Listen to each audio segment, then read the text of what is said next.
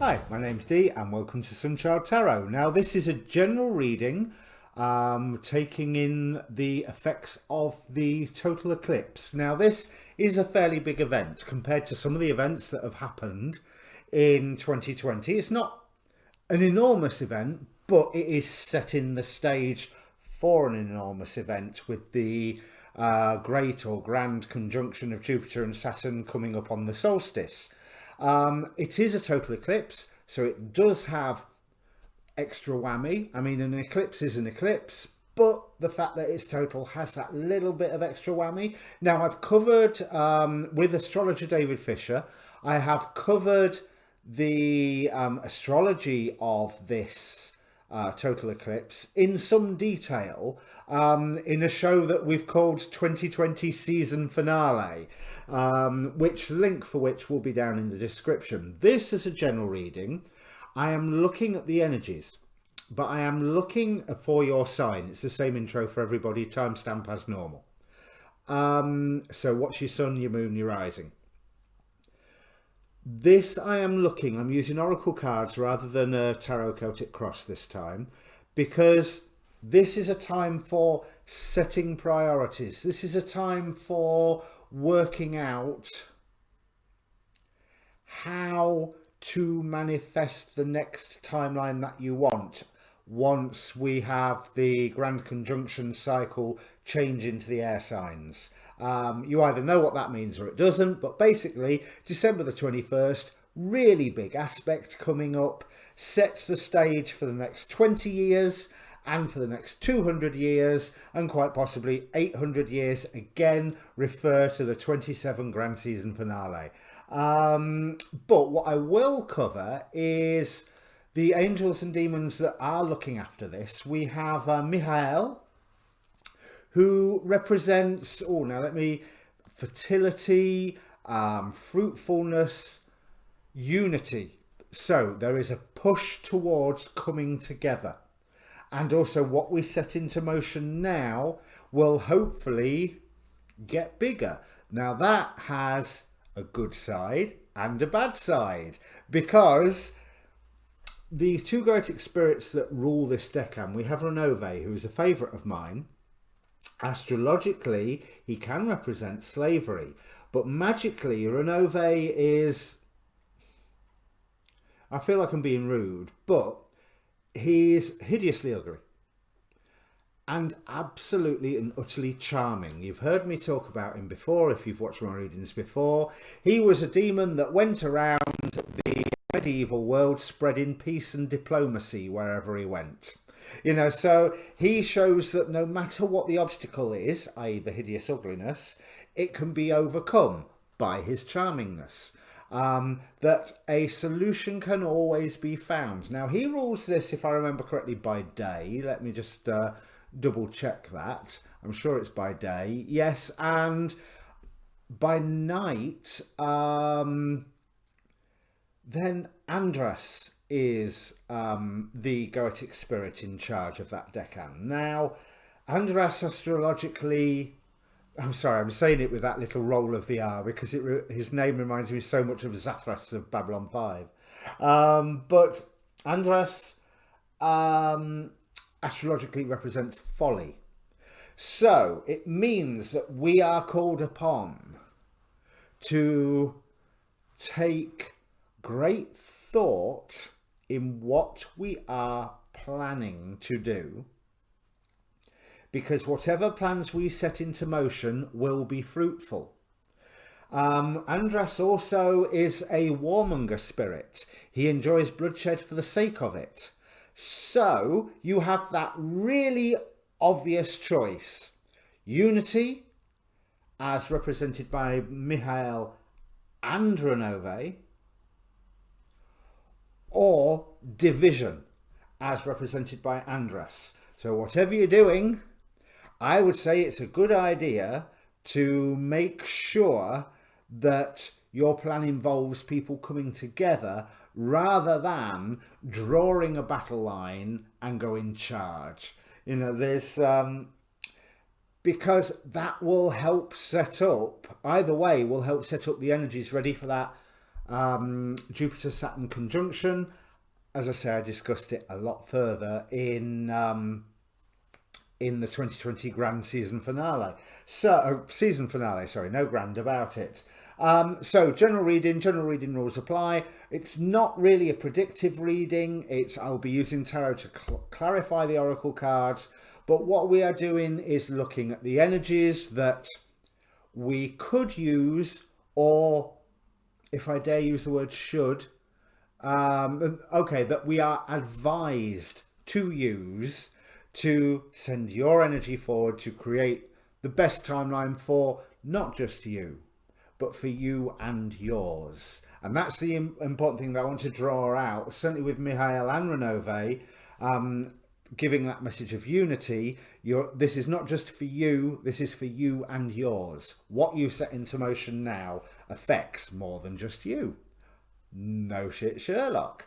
So, what's your sun, your moon, and your rising sign? There's a link in the description down below, one for the season finale, but two for the Facebook page for this group. I put these videos up. I put the astrology weather forecast style videos that I watch up, because I try and make it a bit of a one-stop shop. And it's got its own inbox, so if you want to contact me for a personal reading, that's one of the best ways to do it. Well, it's the best way to do it. Also down there's a Linktree link that will give you my Twitter, my Tumblr, and all the various different paths that you can take to contact me. But Facebook's the best bet, really. It gets checked the most often, or even better, my phone tells me what's going on. So yeah, I think I will bring up your cards. I'm sure there was something else I was going to say, but no, let's crack on and bring up the cards. So Taurus, if you are Taurus rising, this is happening in your 8th house, which is similar to the energies of Scorpio, but not the same. It's transformational. It's about shared resources, intense emotions. And there are some intense emotions within this reading when we start with Aries. Now, bear in mind, this total eclipse is the setup for the effects that are coming in the Saturn-Pluto conjunction. Now, that Saturn-Pluto conjunction is in a very, very loose square to Uranus in your sign. So there's that lightning bolt action. Or a smaller chance of a lightning bolt action. If you were attuned to the energy of Taurus, it's probably quite a more significant chance of that. And this is what this is saying here. We start with Aries, clarified by the King of Swords. The need to take action, the drive even to take action, with a studied decision-making process of, yes, do I need to take this action or not? And what I'm grabbing from these cards is yes, you do. There is some form of new role opening up for you, some form of new vocation, new role, new way of expressing your own power, your own authority, and giving you the freedom, or rather you claiming the freedom to own your own power, your own authority. We have the drive to move forward with Aries on a decision that you either are going to take, or you're going to weigh up the pros and cons. Am I going to do this? Am I not going to do this? Is it in benefit? Is it a good idea? Then this is followed by Saint Expedite, who is very much someone who tells you to take possession of your own power, stand in your own authority. Saint Expedite doesn't do things for you, he helps you to do things. And this is clarified by the Six of Swords. So this decision to take something on board and to say, yes, I'm going to do it, I've weighed it up, it is well worth it, takes you to a better place. There's some balancing work to do first. We have from the, what's it called? Sacred Spirit reading cards.